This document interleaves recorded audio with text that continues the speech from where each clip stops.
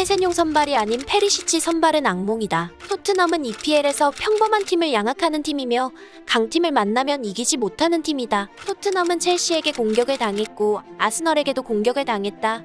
그러나 이번 메뉴한테는 굴욕적 난타를 당했다. 최근 토트넘을 지휘하는 콘테 감독을 향해 영국의 모든 매체 및 전문가들의 맹렬한 비난이 쇄도하고 있습니다. 토트넘은 지난 맨유전에서 유효 슈팅 1회를 기록했고 상대 맨유에게는 유효 슈팅 10회를 허용한 끝에 굴욕적인 패배를 당했습니다. 이를 본 아그볼라허는 토트넘은 약팀에게 강하고 강팀에게 약한 전형적인 강약약강인 팀이라고 말했습니다. 영국 클로니클 라이브를 통해 그는 토트넘이 승리를 거둬야 하는 팀을 상대로 승리하는 것은 좋은 일이다. 하지만 수준급의 팀을 상대하면 쉽게 무너진다. 토트넘의 포메이션은 제한적이며 부정적이라고 생각한다. 하지만 토트넘이 약팀을 상대로 손흥민과 케인이 콘테 감독을 구제할 수 있을 때는 괜찮다라며 콘테가 지금까지 토트넘에서 경질되지 않은 이유는 손흥민과 케인의 공이 크다라며 전했습니다. 또 그는 지난 맨유전에서 마르티네즈가 케인을 주머니 속에 넣고 봉쇄시켰으며 이날 경기에서 손흥민과 케인에 대한 지원이 없었다. 벤탄쿠르가 전방으로 나가려 시도했지만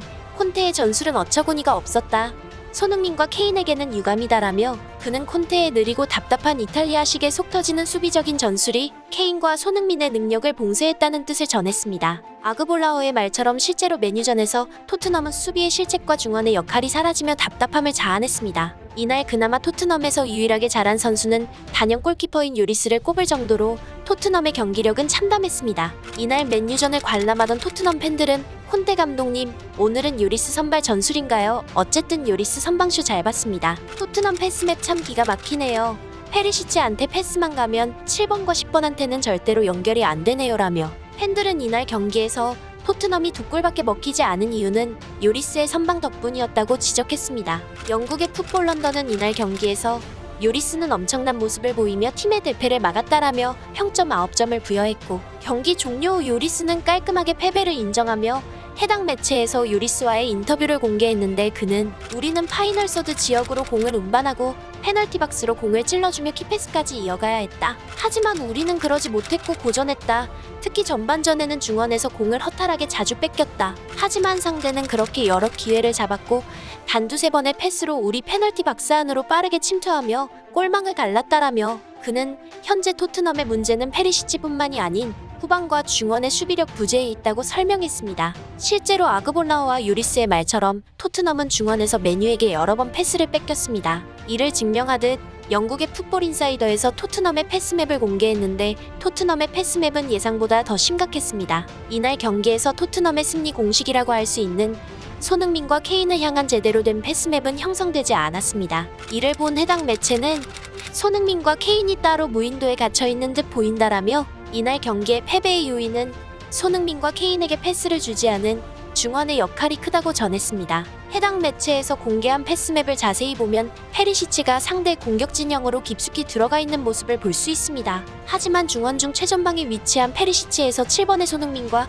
10번의 케인에게는 패스맵이 형성되지 않았습니다. 결국 해당 패스맵을 보자 페리시치를 옹호하던 영국의 풋볼 런던조차 그에게 돌아섰고 이 매체는 페리시치는 콘테 감독 피하에 있을 때 세리에 A 리그 우승을 견인했지만 그때 당시에 선보인 공격적인 윙백의 모습이 사라졌다. 페리시치의 플레이는 전반적으로 낭비였다. 그는 7번의 크로스를 올렸지만 동료들에게 배달된 것은 1개뿐이었다. 우측 윙백인 도어티가 84.4%의 패스 성공률을 기록한 반면 페리시치는 78.1%에 불과했다. 또 결정적인 2차례의 볼 터치 미스로 상대에게 볼을 내줬다라며 해당 매체는 페리시치를 선발로 기용한 콘테의 전술적 판단 미스를 맹렬한 기세로 비난했습니다. 실제로 페리시치는 전후반을 통틀어 결정적인 골찬스에서 드리블만 하다가 기회를 날려먹었기에 팬들은 탄식을 자아냈었습니다. 해당 장면을 본 풋볼 런던은 과거 페리시치는 이탈리아에서 콘테 감독의 신뢰에 보답하며 맹활약했었다. 하지만 세세뇽이 올드 트래포드에서 선발로 나서지 못하고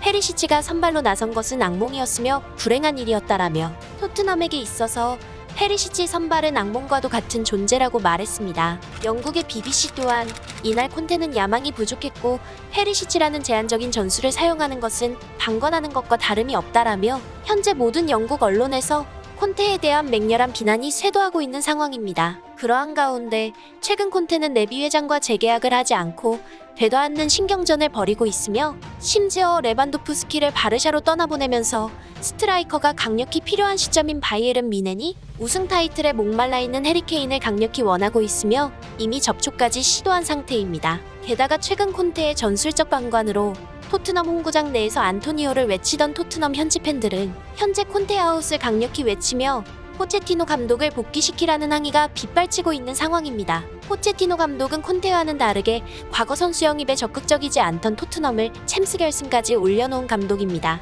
하지만 콘테는 레비 회장에게 약 2,500억 원을 지원받아 선수들을 대거 영입까지 해봤지만 토트넘은 지난 시즌보다 오히려 약한 경기력을 보여주고 있습니다. 해당 사실로 콘테는 선수 개인 기량에만 의존하는 감독이라는 것이 여실히 드러난 상황이기에 레비 회장이 과연 콘테와 재계약을 진행하여 손흥민과 케인까지 잃게 될지 많은 이들의 귀추가 주목되고 있는 상황입니다. 영상 끝까지 시청해주셔서 감사합니다. 이상 타이탄스였습니다.